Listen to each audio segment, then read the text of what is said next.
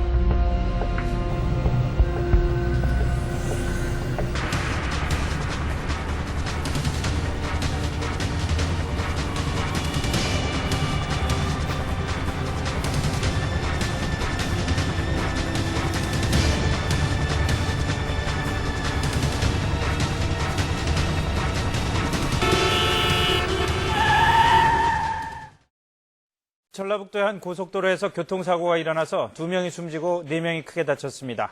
졸음운전이 원인인 것으로 보입니다. 밤사이 졸음운전으로 인한 화물차 교통사고도 잇따랐습니다. 사람이 일생 동안 교통사고를 당할 확률은 무려 35%. 암에 걸릴 확률보다 높다는데 그 중에서도 눈에 띄는 사고율을 기록하고 있는 것이 바로 다름 아닌 졸음운전. 윤모 씨가 몰던 25톤 화물차가 갑자기 1차선으로 방향을 틀어 중앙분리대를 들이받은 뒤 앞서가던 유조차를 추돌하면서 뒤집힌 것입니다. 졸음운전을 하다 사고를 낸 것으로 보고 있습니다. 특히 새벽에 차량 운행이 잦은 화물차의 경우 졸음운전의 위험에 크게 노출되어 있습니다. 이를 반영하듯 2010년 상반기까지 화물차 운전자 사망자 수가 작년 동기 대비 약 30% 증가하였는데 실제로 도로교통공단 교통사고 분석센터의 통계에 따르면 2009년 전체 졸음운전 사망자 120명 가운데 화물차 운전자가 가장 많은 43명, 무려 36%가 졸음운전을 하다 사고를 냈습니다. 졸음운전은 이처럼 큰 인명피해를 동반하는 것이 특징. 2007년 10월 27일 원주시 소처면 영동고속도로 인천 방향에서 화물차 5대가 잇따라 추돌하는 사고가 발생했습니다. 사망자 1명에 4명이 크게 다친 대형 사고. 지금 서행길이란 말이에요. 지금 여기 공사 중이라고 한 30km나 40km 갔을 거야. 계속 2차선으로. 근데 갑자기 뒤에서 쿵 했단 말이에요. 원인은 역시 졸음운전이었습니다. 사고 지점 1km 앞에 노면 공사로 차들이 서행하던 중 22톤 화물차가 졸음운전을 하다 속도를 줄이지 못하고 앞서가던 화물차 넉 대를 차례로 들이받은 것입니다. 특히 야간 운행이 많아 졸음운전에 무방비로 노출된 사람은 바로 화물차 운전자들. 야간 운행해가지고 일을 안 마치면 주간만 일해서는 그러니까 이제 그거만 아껴도 한 달 밥값이 나오니까 그러니까 거의 졸음운전에 가까워요. 왜냐하면 단돈 10만 원이라도 더 벌기 위해서 어쩔 수가 없어요. 하지만 야간 운행 시 졸음운전은 곧 목숨과도 직결된 위험한 일. 화물운전자에게 수면 분석기를 달아 그 위험성을 실험해보기로 했습니다. 5시간 안에까지 서울에서 대구까지 도착해야 하는 차량. 빠듯한 일정이기 때문에 중간에 쉴 수는 없습니다. 출발 후 그는 4시간까지 흐트러짐 없이 차선을 잘 지키며 정속주행하고 있습니다. 갑자기 차량이 이리저리 지그재그로 움직이기 시작합니다. 심지어 다른 차량이 접근해도 지그재그 운전은 계속되었습니다. 1시 52분 10초 정도부터 이제 약간 졸음을 느끼는 듯해요. 중간중간에 눈 깜빡임이 좀 느려지면서 없어지잖아요. 그러다가 이제 1시 53분 9초에 그냥 잠에 빠져들어 버려요. 운전을 하면서 지금 여기 잠에 빠져드신 거예요. CCTV 확인 결과 운전자는 점점 눈 깜빡임이 완만해지며 1단계 수면 상태로 빠져들고 있었습니다. 17톤 차량이 운전자의 통제를 벗어난 듯 차선을 넘나드는 운전이 무려 1분 이상 계속되고 있었습니다. 다행히 사고는 없었지만 하마터면 큰 사고가 날 뻔한 아찔한 순간이었습니다.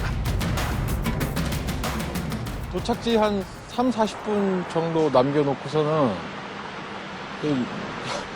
잠이 엄청 쏟아지면서 이제 중간에 눈도 몇 번 감았다 떴다 좀 자주 그러고, 자, 다행히 새벽에 차가 없어서 다행인데 이제 차선을 똑바로 타고 가지를 못하고 차선을 좀 지그재그로 왔다 갔다 하는 경향이 좀 약간 있었고요.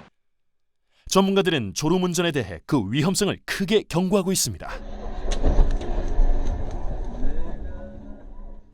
졸음운전을 하는 경우가 위험한 이유는 운전자가 평상시에 받는 운전에 관련된 정보들을 취득하고 분석하는 데 있어서 굉장히 오랜 시간이 걸리고 굉장히 또 부정확한 결론을 내릴 가능성이 높고, 이는 결국은 사고로 이어질 가능성이 굉장히 높기 때문에 거의 음주운전하고 같은 정도의 수준이라고 보시면 될 겁니다. 그 위험성이요. 2009년 전체 교통사고 23만 1990건 중 사망은 5,838명. 이 가운데 졸음운전 사고는 2,743건에 사망자는 120명으로 전체 교통사고 치사율에 비해 2배 이상 높게 나타났습니다. 2012년까지 신탄진, 경주, 문경 등 전국 27개 장소에 화물 자동차 운전자들 위한 휴게 시설을 설치할 계획이거든요. 이러한 휴게 시설들을 화물 자동차 운전자들이 무료로 이용함으로써 화물 자동차 운전자들의 복지와 또 졸음운전에 의한 교통사고가 감소되리라 생각됩니다. 졸음운전을 막기 위해선 간단한 스트레칭과 함께 차 안 공기 환기를 시키는 것이 기본. 일반적으로 많이 하는 껌을 씹거나 노래를 부르는 건 전혀 도움이 되지 않습니다. 가장 확실한 것은 충분한 수면과 휴식입니다. 한번 졸음이 오면 아예 안전한 곳에 차를 세워두고 충분히 휴식을 취하는 것이 상책입니다. 흔히 대수롭지 않게 생각하는 졸음운전. 하지만 졸음운전은 안전을 위협하는 가장 위험한 도박입니다.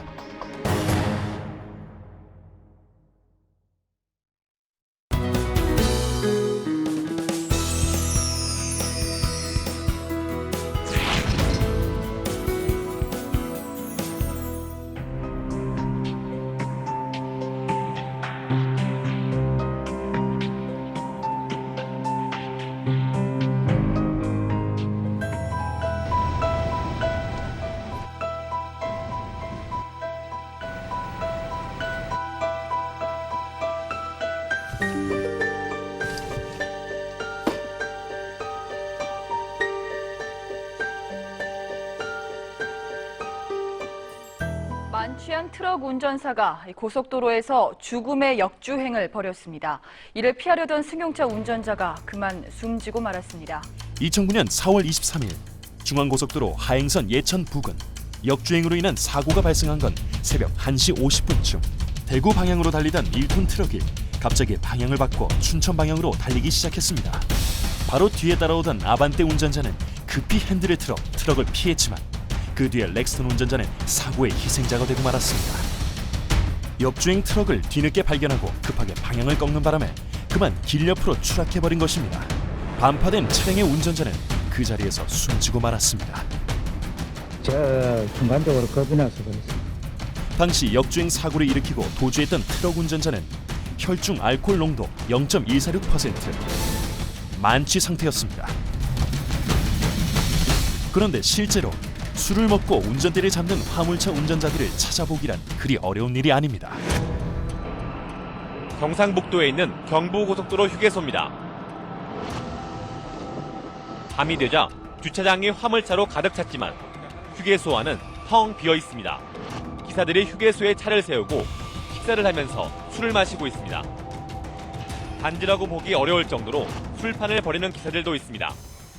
한 대에서 사람 따라 다르죠. 한 사람 앞에 피면 한 대야 주변 보면 될 겁니다. 휴게소 근처 식당에서 화물차 기사들이 술을 마시는 모습은 여러 차례에서 포착되고 있는 실정. 사고가 나면 큰 피해가 날 수밖에 없는 화물차를 운전하면서도 버젓이 음주운전을 하고 있는 것인데, 경찰청 통계에 따르면 2009년 화물차 음주 사고는 무려 3,641건. 이 가운데 6,706명의 부상자와 149명의 사망자가 발생했습니다.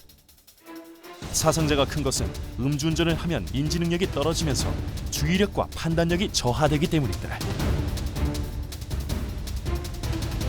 그렇다면 음주운전은 얼마나 위험한 것일까? 간단한 실험을 통해 알아보기로 했습니다.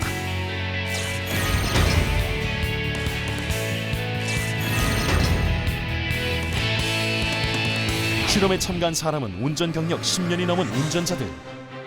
하지만 졸음이 쏟아지는 상태에서도 과연 실력을 발휘할 수 있을까요? 대부분의 운전자들이 과음 후 졸음운전을 하게 되는 현실을 감안 같은 조건을 그대로 재현해봤습니다. 음주 후 측정한 혈중 알코올 농도는 모두가 면허 취소에 해당할 만큼 만취 상태.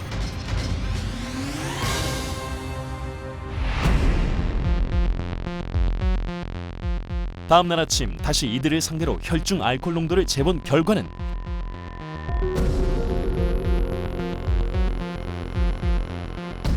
(0.01%) 약간의 알코올 기운이 남아 있었습니다.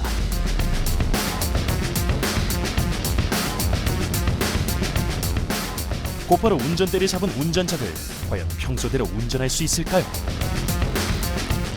실험 결과 초반에는 그런대로 정신을 차리고 운전을 하는가 싶더니 시간이 흐르자 슬슬 눈이 감기기 시작하고,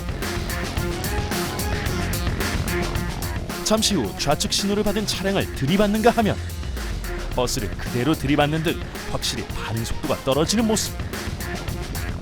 실제 도로였다면 자칫 큰 사고가 날 상황이었습니다. 잘 안 되는데요.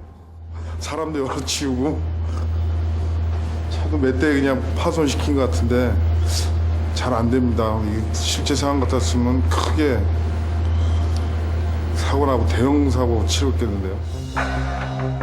화물 운전자들은 이런 위험을 감수하고도 대체 왜 이렇게 음주운전을 감행하는 것일까요? 낮에 잘 때기 차 안에서 자야 하는데 응? 차 소리가 너무 시끄럽다고. 그래서 잠이 안 와. 근데 안 자고 야간에 운행을 하려면 졸음운전이 된 게 어쩔 수 없이 자기 위해서 술을 먹는 거지. 야행 운전을 하는 화물차 운전자들이 낮에 음주를 하는 이유 중 하나는 낮 시간에 잠을 자기 위해서라는 것. 하지만 매우 위험한 생각입니다. 살아도 사는 게 아니죠. 내 평생 그 핸들로 먹고 살던 놈이 그 집거리고 다는데 사는 게 사는 거지. 차를 다시 사자니 한 10년은 더 해야 차값이 빠질 것 같고, 그렇다고 이 나이에 어디 취직이 되는 것도 아니고 음주운전 생각만 해도 지긋지긋합니다. 술 생각하기도 싫어요. 순간의 방심으로 선택한 음주운전. 하지만 그 결과는 뼈아픈 후회일 뿐입니다.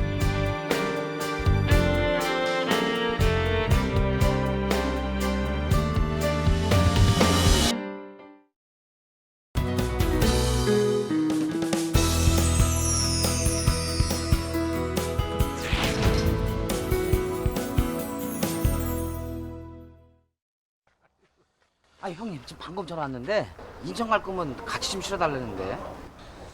얼마나 돼? 고철 2.5톤. 아니 이 생선이 한 3.5톤 되는 거 같은데, 아니 그럼 1톤 초과인데? 좀 실어줘요. 아주가 벌금 정도 돈 내주겠대요. 급한가 봐요. 좀 실어줘요 좀. 아이 그래요. 뭐 10년 무사고인데 뭐 1톤 더 실는다고 무슨 일 나겠어요? 작은애는 학원비 달래는데 한 달에 30만 원이 나고 졸라매도 안 되네. 알았어.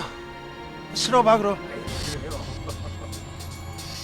운전하다 보면 철골 구조물이 삐죽삐죽 튀어나온 채 달리는 트레일러, 곧잘 보게 되죠.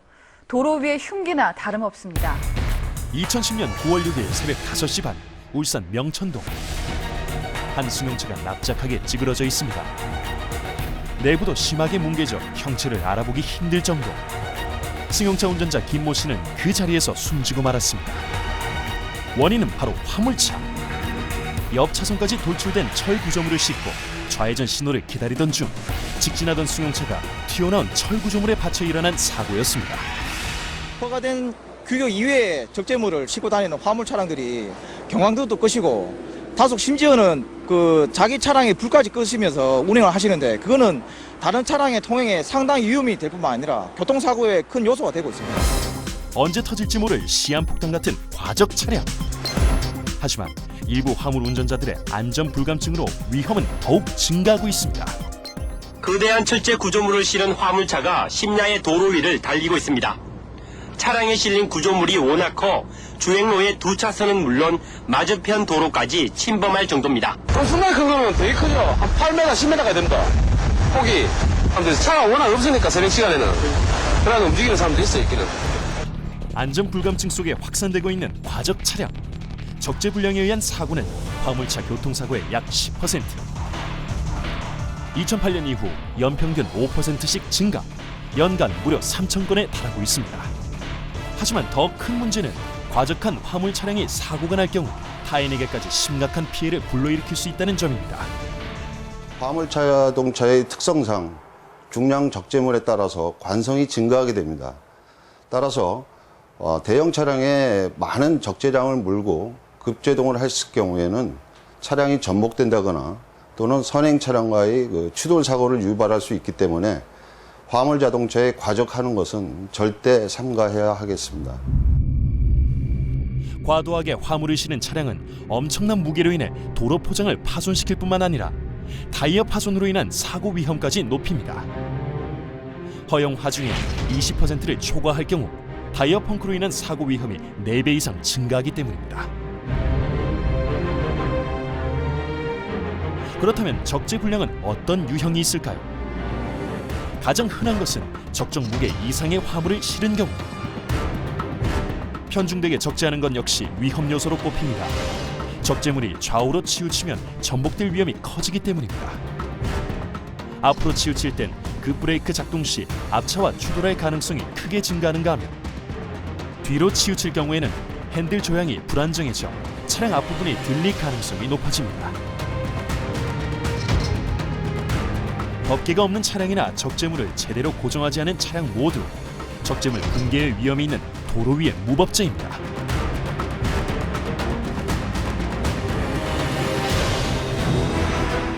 적재 불량을 막는 것이 바로 안전운전의 지름길. 이를 위해 적재는 총 중로, 총 하중, 길이, 너비, 높이 기준을 모두 지켜야 하며 전후 좌우 균등하게 아래부터 골고루 적재해야 합니다. 또한 적재물은 덮개와 로프를 이용해 단단히 고정시키는 것 역시 필수. 특히 고속도로에선 2시간 혹은 4시간마다 안전한 장소에 차를 세운 뒤 적재 상태를 확인하는 것이 좋습니다.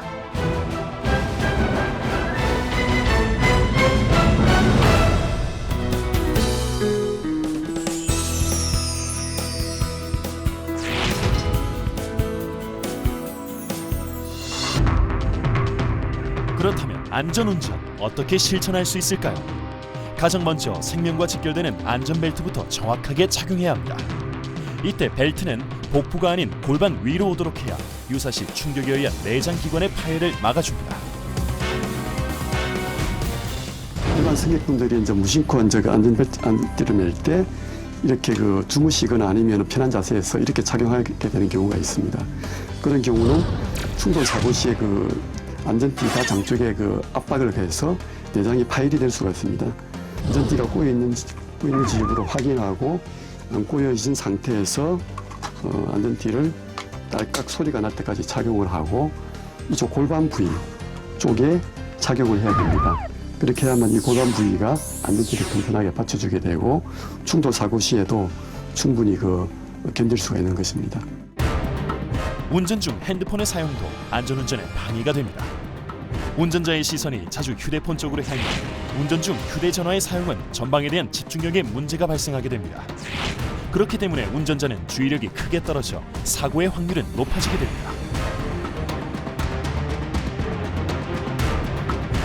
마지막으로 후부 반사판은 반드시 설치해야 합니다. 한 교통 관련 연구소의 조사 결과 화물차 10대 중 4대는 후미등과 후무 반사판의 밝기가 기준 미달이었습니다. 문제는 뒷차량의 반응 시간입니다. 반사판이 없고 후미등 한쪽이 고장난 화물차가 급제동할 경우 뒷차량 운전자의 조작 반응 시간은 4.03초. 정상적인 화물차 급제동 시에 2.08초보다 2배 가까이 길었습니다.